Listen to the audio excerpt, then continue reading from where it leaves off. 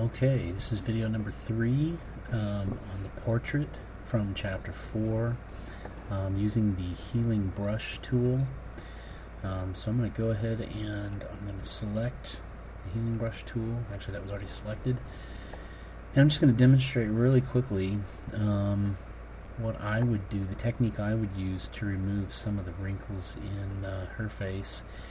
And the first thing that I would say that you want to do for files like this, or when you're doing work like this, is to zoom in on the area that you're going to be working on. So I'm going to hit the Z key on my keyboard to get the zoom tool. I'm just going to kind of click once. You can see that we've zoomed in to 200%, and that should be sufficient for what we want to do. And I'm going to switch back to my healing brush tool, which is J for shortcut. For these videos, I'll probably always just click on the tool itself so that you can see in the video what I'm doing. But again, you want to just get familiar with those shortcuts as much as you can.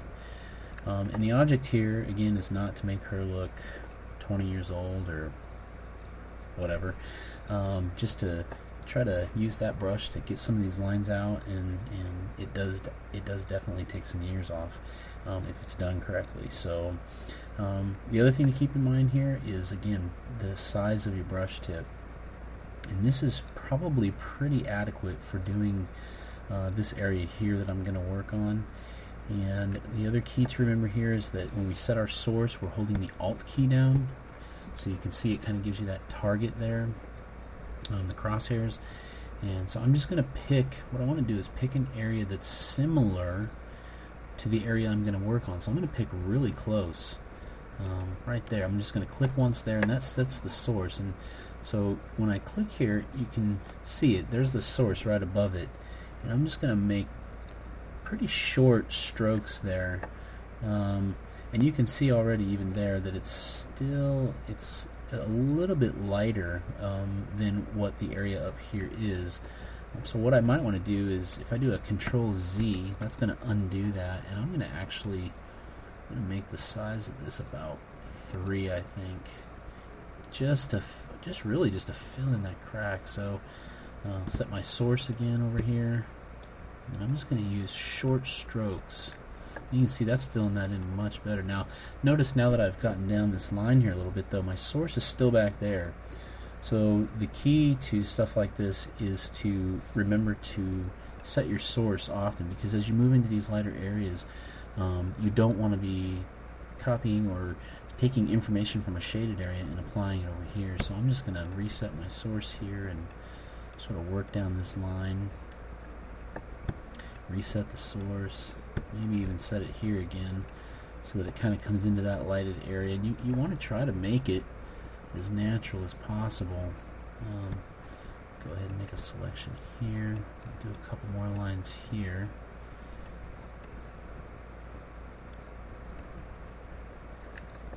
And then maybe we'll work over here.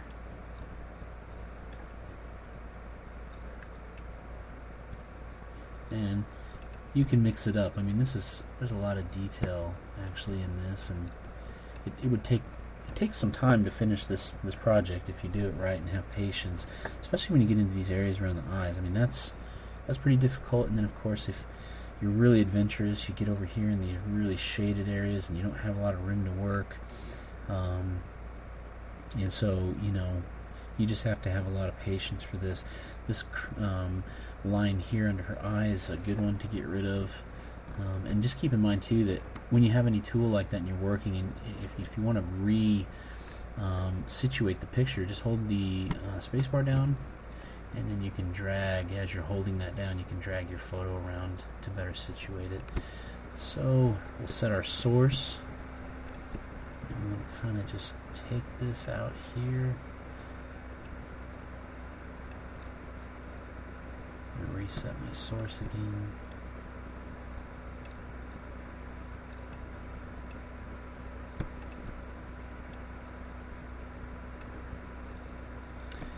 And then if you get really picky, you might even want to go back over that area. And see, we're not trying to take all the texture out of her face, and especially like over here, that's a pretty rough area to to tackle, but it can be done, and if you do it right, again, you won't make her look like she's had plastic surgery. Although that is funny sometimes, some of the assignments that have been turned in the past. But really, that's not what we're trying to achieve. We really just want to kind of take some of these really big areas and then maybe tackle some of the smaller areas as well to just take those out. The other thing to notice is that back here on her forehead, she's got some, I don't know if that's aging spots or just a little bit darker areas in here. And so as you do more work on her forehead here, you'll find that that starts to show up and become clearer than it was originally because the lines were in there. So now I didn't do this, but what I should have done was copied this layer first so that I could toggle it on and off and you could see the changes. But that would basically show you the changes that you've made, and you would probably notice that you know, in the sort of lighter areas were starting to show up, or darker areas, and that's to be expected to some degree. You just don't want to have, like, over here where there's, you know, a lot of light source hitting this. You don't want to have big dark splotchy areas over there all of a sudden because your selection was over here.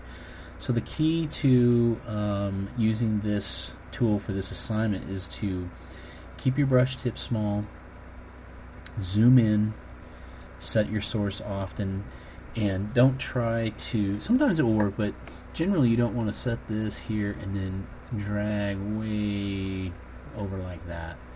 And as you can see, it actually just created another line there, so we want to avoid doing that. You don't have to make really small strokes, but you know, you want to keep them somewhat small. And if you do that, if you continue to do that, you would actually clean her up pretty good. Now that's a little bit darker there, so that one didn't quite fill in, and sometimes you have to go over it a couple times just to sort of get that to fill in there. So you can see I've started creating a sort of a light patch there, and probably if I were doing this to turn in, I would back up and redo that. But you notice too that I was actually going the direction of the line, so when it's going across her nose, I want to go across with it. When it's going down, I don't want to try to, you know, go back and forth on it. And that's really all there is to using the healing brush tool as it relates to this assignment. You can complete the assignment just using those techniques right there. So hopefully that's helpful. Again, I know some of these we've already done, and I'm going to try to get caught up now that I have this software for recording, and try to jump ahead on some of that stuff. So if you have anything else though that you're just not getting, that you want to see demonstrated, again, just make a suggestion, and if I can do it, I will do a video for you, and hopefully that will help you to get more out of the class. That's it.